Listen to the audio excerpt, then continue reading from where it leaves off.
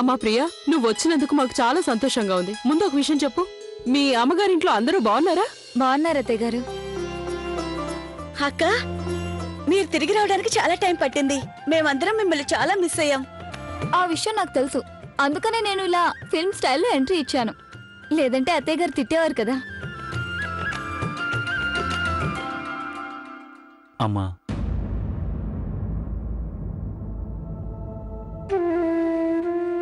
నేను కూడా మీకు సారీ చెప్పాలనుకుంటున్నాను. నేను చేసిన తప్పు వల్లే కదా మీరందరూ ఎంత కష్టపడాల్సి వచ్చింది. నిజంగానే ఆ డీలర్షిప్ మీద ఉన్న ఆశతో నేను గుడ్డివాడిని అయిపోయాను. ఆ ఆశ వల్లే నేను పొరపాటు చేశాను. అమ్మా, నేను మిమ్మల్ని క్షమించమని వేడుకుంటున్నాను. అరే ఉమేష్ అన్నయ్య, ఇట్స్ ఓకే. మీరు ఆ విషయానికి మర్చిపోండి. మీరు మాలో ఎవరికి కూడా క్షమాపణ చెప్పాల్సిన అవసరం లేదు. ఎందుకంటే మాకు తెలుసు మీరు ఇదంతా చేసింది బిజినెస్ డెవలప్ చేయాలనే ఉద్దేశంతో మాత్రమే. అవును ఉమేష్ అన్నయ్య, వ్యాపార ధర్మం అదే కదా. ఎక్కడ రిస్క్ లేదో అక్కడ లాభం ఉండదు. So relax. మీరు ఎలాంటి రిస్క్ తీసుకున్నా మేము సపోర్ట్ చేస్తాం. నిజమే, కానీ ఇదంతా చూశాక నాకు ఒక విషయంలో నమ్మకం కుదిరింది.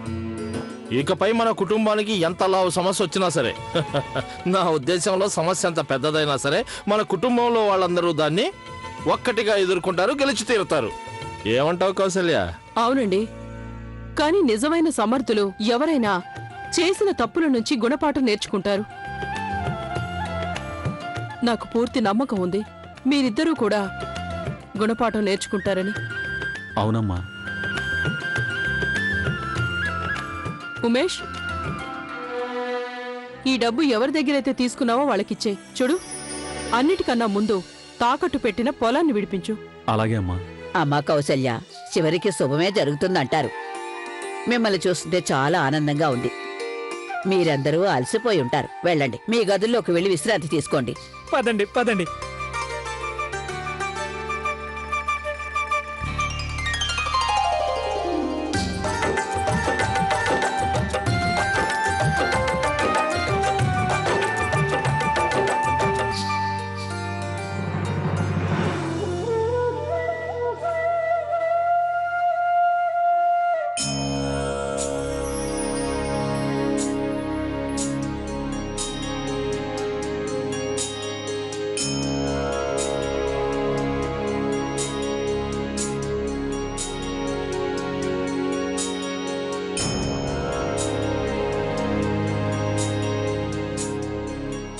అత్తయ్య గారు, కూర్చోమ్మా, కూర్చో.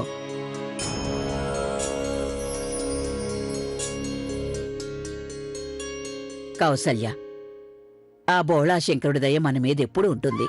అంత కష్టం వచ్చినప్పుడు ఆయన దయ వల్ల మన కుటుంబం అంతా ఒకరికొకరు అండగా నిలబడి సమస్యను ఎదిరించారు. నేను నీకింతకు ముందు ఒకసారి చెప్పాను, నీకు గుర్తుందా? నువ్వు నీ కుటుంబాన్ని, వాళ్ల మధ్య ఉన్న ప్రేమాభిమానాల్ని ఎంత పటిష్టంగా ఉండేట్టు చేశావంటే వాళ్ళ ఆ ప్రేమతో ఎంత పెద్ద సమస్య వచ్చినా సరే వాళ్ళు దాన్ని ఎదుర్కొంటారు, గెలిచి తీరుతారు. అది తలుచుకుంటే నాకు చాలా ఆనందంగా ఉంది. ఈ ప్రపంచం ఎంత మారిపోయినా మన కుటుంబంలో, మన సంసారంలో ఎటువంటి మార్పు రాలేదు.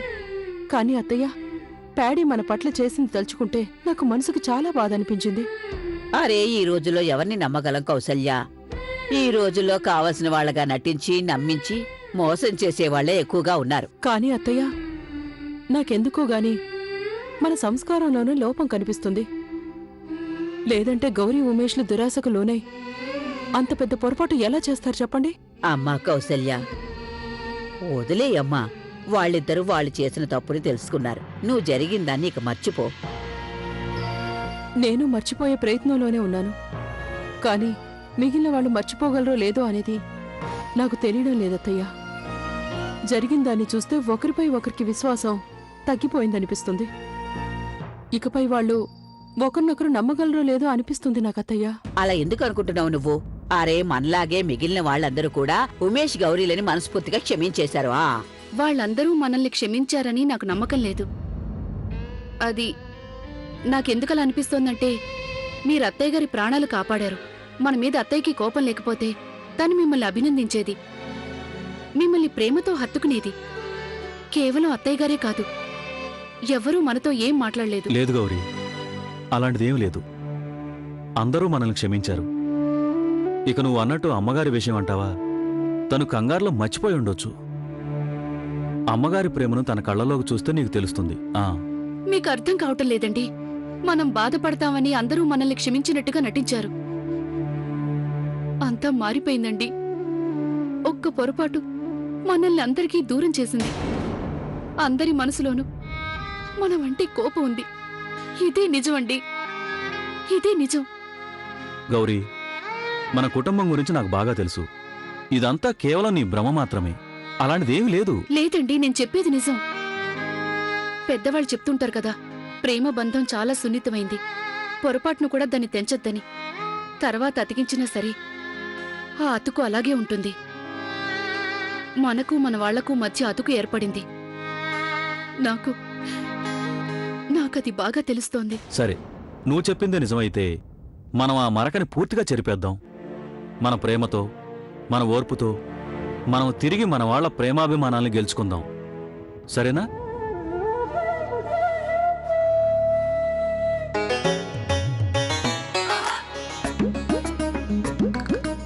అయ్యో, ఈ దారం ఉండట్లేదేంటి? దీన్ని ఇలా కాదు, గట్టిగా ముడేసేస్తే ఎలా వస్తుందో చూస్తాను.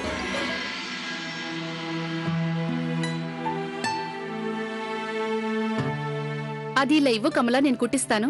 పర్లేదక్కయ్యా, వద్దులే, నేనే స్వయంగా చేసుకుంటాను.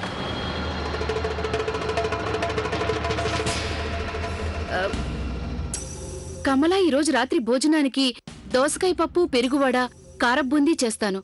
నీకోసం పాయసం కూడా వండుతాను, సరేనా? వద్దక్క, ఈరోజు మనం ఏదైనా స్పెషల్ చేద్దాం. ఎలాంటివంటే రుమాలి రోటీ ఇంకా బటర్ నాన్ లాంటివి. అవునక్క, మీరు చాలా కరెక్ట్ గా చెప్పారు. నిజానికి ప్యాడీ ఆంటీ కోసం చేసిన ఆ వంటలు తిని చాలా బోరు కొట్టేసింది అనుకోండి. అవునవును, ఈ రోజు మనం రుమాల్ రోటీయే తిందాం. దాంతో పాటు పుదీనా చట్నీ, మసాలా చల్లి ఉల్లిపాయ ముక్కలు, కొంచెం ఘాటుగా పచ్చిమిర్చి తింటే ఈ రోజు కడుపు నిండా తినాల్సిందే.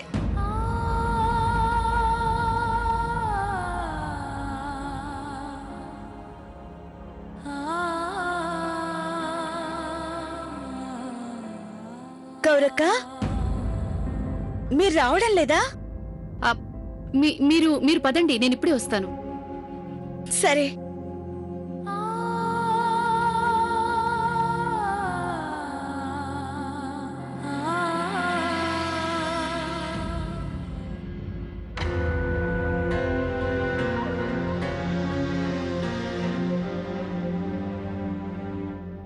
ఇదేంటి, వాళ్ల బట్టలతో పాటు ఆరిపోయిన మా బట్టల్ని ఎవరూ తీనేలేదు? నేను అందరి పని చేస్తాను. నేను చేసిన ఒక చిన్న పొరపాటు మమ్మల్ని అంతా పరాయి వాళ్ళని చేసిందా?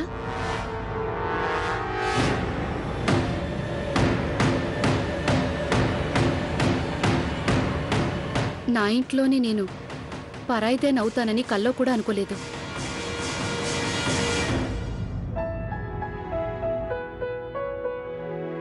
ఇంట్లో జరిగినవన్నీ చూస్తే నాకు మనసులా ఉండటం లేదు. ఏ పని మీద మనసు లగ్నం చేయలేకపోతున్నాను. అత్తయ్య గారి మొహం చూసారా, ఎంత దిగులుగా కనిపిస్తున్నారు. జరిగిన దాన్ని అత్తయ్య గారు మర్చిపోలేకపోతున్నారు. ఎలా మర్చిపోగలరు చెప్పు? కన్న బిడ్డలే తన్ని మోసం చేస్తుంటే ఏ తలైనా బాధపడకుండా ఎలా ఉంటుంది? అక్క, మీరెందుకలా అనుకుంటున్నారు? మీరు చూస్తూ ఉండండి, అత్తయ్య గారు తొందరలోనే మామూలు మనిషి అయిపోతారు. తొందరలోనే అక్క బావల్ని క్షమించేస్తారు. లవ్లీ చెప్పింది నిజం. అది నిజమే. కానీ గౌరక్కయ్య, ఉమేష్ బావ చేసింది మాత్రం నాకు అస్సలు నచ్చలేదు తెలుసా. తప్పు చేశారు. ఎవరికి చెప్పకుండా అంత పెద్ద నిర్ణయం వాళ్ళు ఎలా తీసేసుకుంటారు చెప్పండి? తప్పు కాదంటారా? అలాగా, ఈ రోజు మా ఆయన ఒక పొరపాటు చేసేసరికి నీకు బాధ కలుగుతోందా? మీ ఆయన కిట్టు చేసిన తప్పుల గురించి ఎప్పుడైనా ఆలోచించావా? తాను చేసిన కారణంగా మనం ఎంత నష్టపోయామో అదంతా మర్చిపోయావా? ఎప్పుడైనా నిన్నెవరైనా వేలెత్తి చూపించారా? లేదు కదా. ఈ రోజు మీ బావగారు చేసిన ఒక్క పొరపాటుని నువ్వు నిందిస్తున్నావా? ఆయన్నే నువ్వు వేలెత్తి చూపిస్తున్నావా? లేదక్కా, నేను బావగారిని వేలెత్తి చూపించట్లేదు. నేను అనుకోకుండా కేవలం దాని గురించి మాట్లాడాల్సిన అవసరం ఏమొచ్చింది? ఒప్పుకున్నాం కదా, పొరపాటు చేశాం, క్షమించమన్నాం. అయినా కూడా మమ్మల్ని ప్రతి ఒక్కరు సూటిపోటి మాటలతో బాధ పెడుతున్నారు. ఇకేం చేయాలి? మీ అందరి కాళ్ళు పట్టుకోవాలా? అది అక్కయ్య, గౌరక్కయ్య, మీనాక్షి అక్కయ్య ఏదో అనుకోకుండా అలా మాట్లాడేసిందంతే. మీరు తన మాటల్ని తప్పుగా అర్థం చేసుకుని మాట మాట పెంచి గొడవ చేయకండి. అలాగా? మీనాక్షి మాట్లాడుతోంది, మీరు మౌనంగా వింటున్నారు. తన్ను ఆపకుండా ఇప్పుడు నువ్వు నన్నెందుకు ఆపుతున్నావు? గౌరక్కయ్య, ఇప్పుడేమైంది? మిమ్మల్ని ఎవ్వరూ ఏమీ అనలేదు, మీరెందుకంత కోపడుతున్నారు? ఇక అనడానికి వినడానికి ఏం మిగిలిందని? అనాల్సిన వాళ్ళు అన్నారు, వినాల్సిన వాళ్ళు విన్నారు.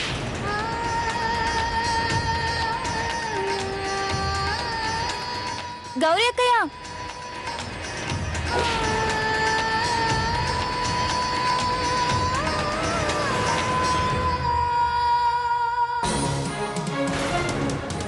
లవ్లీ, గౌరక్కయ్య నన్నెన్ని మాటలంతా చూడు. నేనంత తప్పుగా ఏం మాట్లాడాను? అక్క, ఒక మాట అంటే తప్పుగా అనుకోకూడదు. మీరు పట్టించుకోకండి. అక్కన మాటలకి బాధపడి లాభం లేదు, వదిలేయండి. ఓ లవ్లీ, నువ్వు దొంగ తిరుగుడుగా మాట్లాడుకో.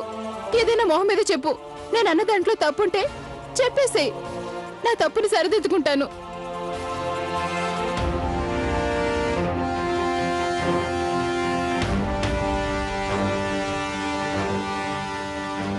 అక్క,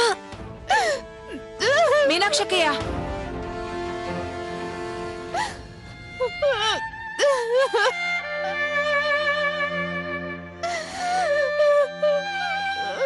అరే మీనాక్షి అక్కయ్య, అక్కయ్య దయచేసి ఏడవకండి.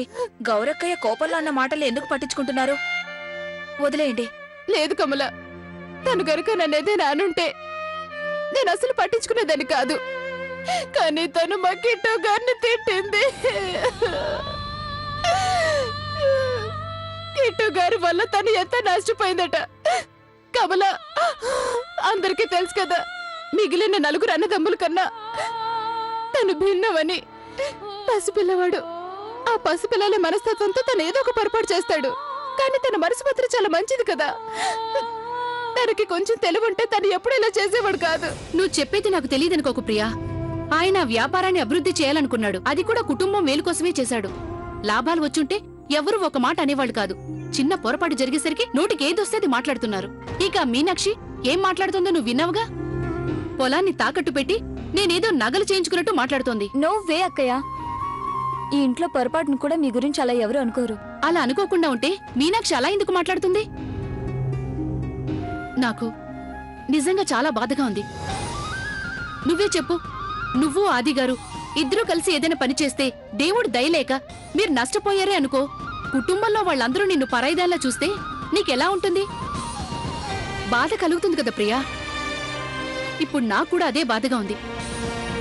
మీ బావగారు తీసుకుని ఒక తప్పుడు నిర్ణయం మొత్తం తారుమారు చేసింది, మమ్మల్ని అందరికీ దూరం చేసింది. చూస్తూ ఉండు, ఇంట్లో అందరూ కలిసి ఏదో ఒక రోజు మమ్మల్ని బయటికి గెంటేస్తారు.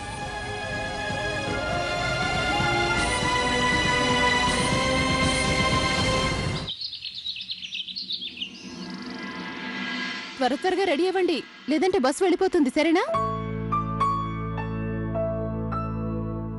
లక్కీ, పిన్ని, ముందు లక్కీని రెడీ చేయండి, వాడు చాలా ఏడిపిస్తున్నాడు. ముందు నువ్వు త్వరగా రెడీ అవ్వు, నేను వాడిని తయారు చేస్తానులే. పిన్ని, నాకు అర్జెంట్ గా బాత్రూమ్ వస్తుంది, నేను వెళ్తాను. సరే సరే, త్వరగా వెళ్ళు. అలా వెళ్ళి ఇలా వచ్చేయాలి, సరేనా? రారా, నువ్వు రెడీ అవుదు గాని. కానీ త్వరగా నువ్వు ఫిఫ్త్ టేబుల్ చెప్పు. 5 1s are 5, 5 2s are 10, 5 3s are 15, 5 4s are 25, 5s are 25. వచ్చేసాను. లక్కీ తర్వాత నన్నే తయారు చేస్తావు కదా పిన్ని? రెడీ చేస్తాను, నువ్వు కానీ త్వరగా కానివ్వు.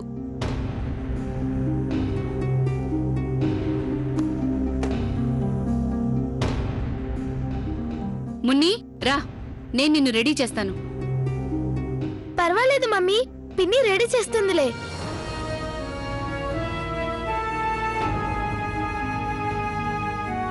ఏం అక్కర్లేదు. మీ పిన్ని గారి దగ్గర తన పిల్లల్ని రెడీ చేసుకోవడానికి టైం ఉండదు. కానీ నాకు అందరి పిల్లలకి టిఫిన్ తయారు చేసిన తర్వాత కూడా టైం మిగులుతుంది. నా పిల్లల్ని నేను రెడీ చేసుకోగలను. అక్క, మీరెందుకు నా మీద అంత కోపడుతున్నారు? నేను క్షణాల్లో తన్ని రెడీ చేసేస్తాను. ఆయన తన్ని రెడీ చేయడానికి నాకు టైం సరిపోదు. అది నేను చూస్తూనే ఉన్నాను.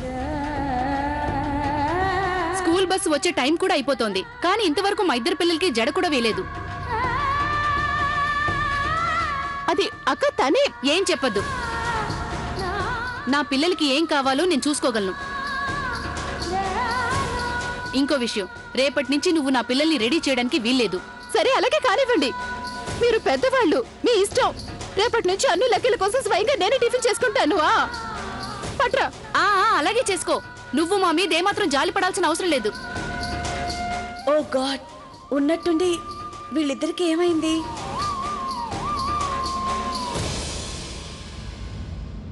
గౌరీ అక్కయ్య, ఈ రోజు మీరు ఇంకేదైనా పని చేయండి, నేను వంట చేస్తాను.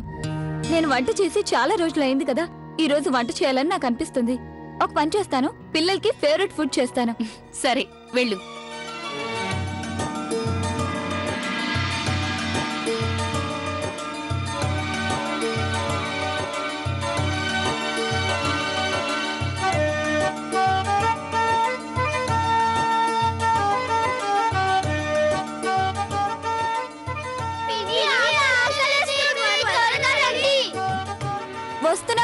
వస్తున్నాను. అయిపోయింది, 2 నిమిషాలు.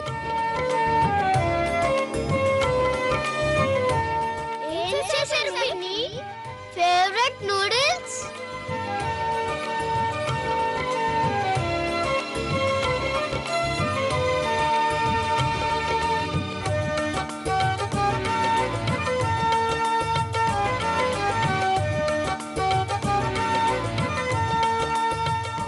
మొత్తం తినేయాలి, ఓకే?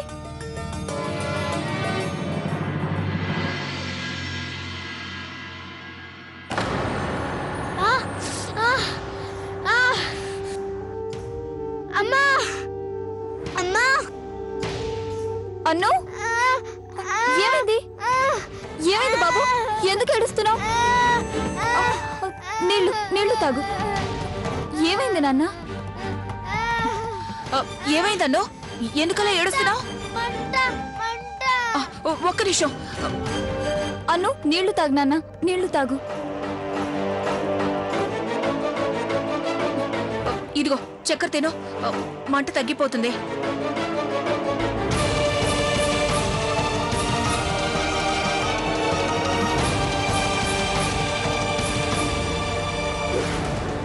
నువ్వు తన తినే ప్లేట్లో మిర్చి వేసావా?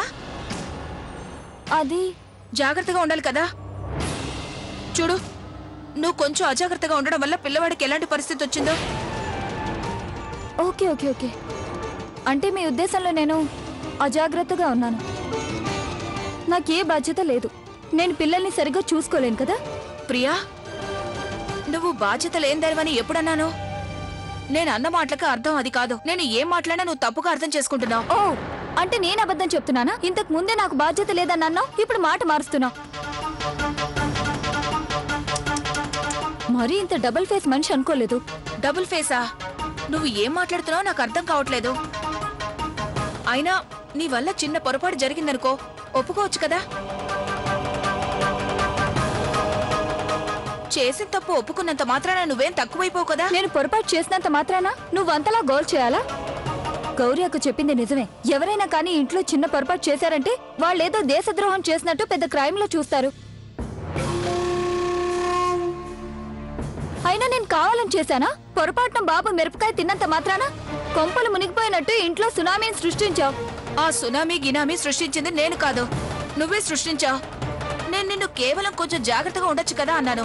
నేను అన్న మాటకి నీకంత కోపం వచ్చిందా? నువ్వేదో నా భద్రశత్రువు అన్నంత గొడవ చేస్తున్నావు. కమలా అక్కయ్య, మైండ్ యువర్ టంగ్. నేను నా కలలో కూడా ఊహించలేదు. నా కోడళ్ళందరూ ఇలాగా ఈ విధంగా గొడవలు పడతారనుకోలేదు. కంగారు పడకమ్మా, కోడళ్ళందరూ అలా నటిస్తున్నారంతే. నాటకం ఆడడం వారికైతే పర్వాలేదు అత్తయ్య, కానీ ఇలా నాటకం ఆడుతూ ఆడుతూ ఒకవేళ నిజంగానే